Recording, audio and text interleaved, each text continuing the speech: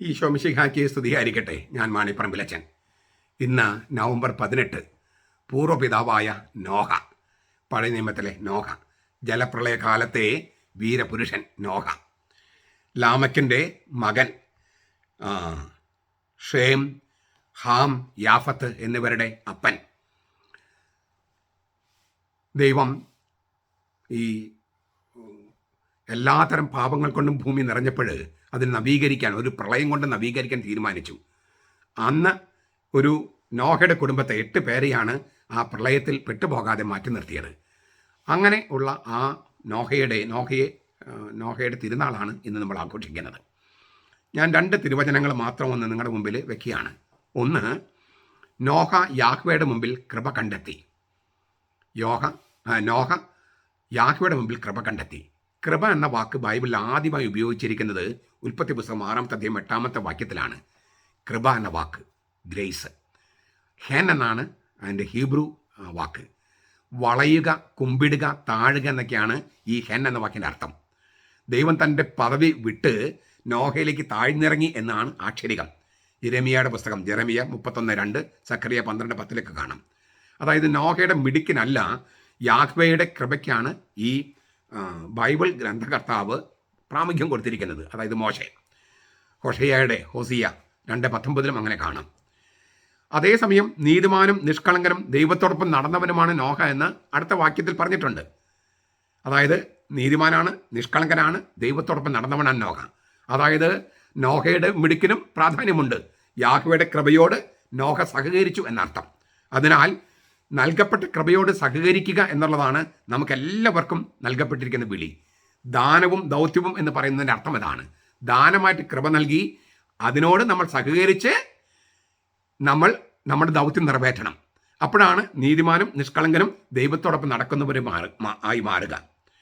ഈ നീതിമാൻ എന്ന് പറഞ്ഞാൽ ദൈവം മനുഷ്യന് നൽകിയിട്ടുള്ള അന്ന്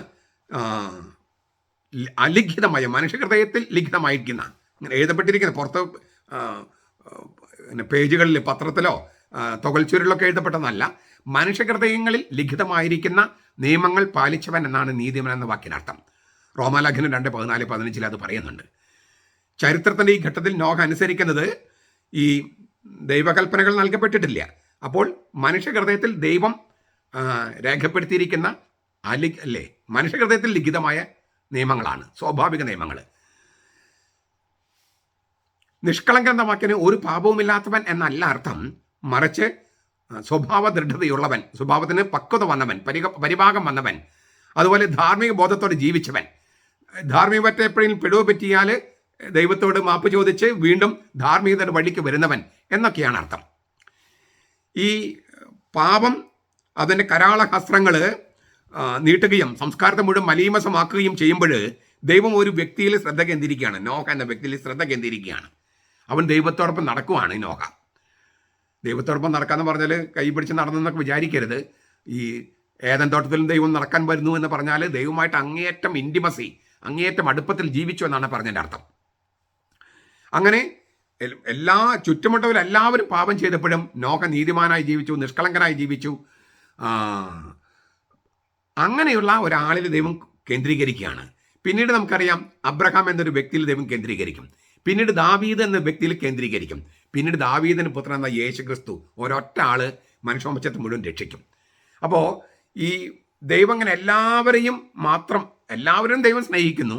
പക്ഷേ എല്ലാ കാലത്തും ദൈവം ചില വ്യക്തികളെ സവിശേഷമായി തിരഞ്ഞെടുക്കും. അത് ചരിത്രത്തെ മുന്നോട്ട് നയിക്കാനുള്ള ദൈവത്തിൻ്റെ പദ്ധതിയാണ്. നമ്മുടെ കുടുംബത്തിലാകാം, നമ്മുടെ സമൂഹത്തിലാകാം, സഭയിലാകാം, എപ്പോഴും ദൈവം ചിലരെ തിരഞ്ഞെടുത്ത് നമുക്കൊരു ദർശനം നൽകാൻ, നമുക്കൊരു വഴി നടത്താൻ അങ്ങനെ ചിലർ തിരഞ്ഞെടുക്കും. നമ്മൾ ഓരോരുത്തരും ഓരോ തരത്തിൽ തിരഞ്ഞെടുക്കപ്പെട്ടവരാണ്. നമുക്ക് ദൈവം കൃപ നൽകിയിട്ടുണ്ട് ദാനമായിട്ട്. ആ കൃപയോട് നമ്മൾ സഹകരിക്കേണ്ട ഒരു ദൗത്യം നമുക്കുണ്ട്. അങ്ങനെ ഈ നോഹയെ, നീതിമാനും നിഷ്കളങ്കനും ദൈവത്തോടൊപ്പം നടന്നവനുമായ നോഹയെ പോലെ നമുക്ക് ഓരോരുത്തർക്കും ഈ ചരിത്രത്തിൻ്റെ ഈ ഘട്ടത്തിൽ, നമ്മൾ ജീവിക്കുന്ന ഘട്ടത്തിൽ ഒരു വലിയ സംഭാവന നൽകാനുണ്ട്. ഒരു വലിയ നമ്മുടേതായിട്ടുള്ള ഒരു തനതായ അതുല്യമായ മറ്റാർക്കും ചെയ്യാൻ പറ്റാത്ത ചില കാര്യങ്ങൾ നമുക്ക് ചെയ്യാനുണ്ട്. അത് തിരിച്ചറിയുകയും അത് ചെയ്യുകയുമാണ് നമുക്ക് ജീവിത സാഫല്യം നൽകുക. നമുക്ക് സംതൃപ്തി നൽകുക. അത് തിരിച്ചറിയാനും ചെയ്യാനും അത് നിവൃത്തിയാക്കാനും കർത്താവിൻ്റെ കൃപയോട് സഹകരിക്കാനും നമുക്ക് കഴിയട്ടെ. നമ്മുടെ കർത്താവ് ഈശോ മിശിഹായുടെ കൃപയും പിതാവായ ദൈവത്തിൻ്റെ സ്നേഹവും പരിശുദ്ധാത്മാവിൻ്റെ സഹവാസവും നാം എല്ലാവരോടും കൂടി ഉണ്ടായിരിക്കട്ടെ, ഇപ്പോഴും എപ്പോഴും എന്നേക്കും. ആമേൻ.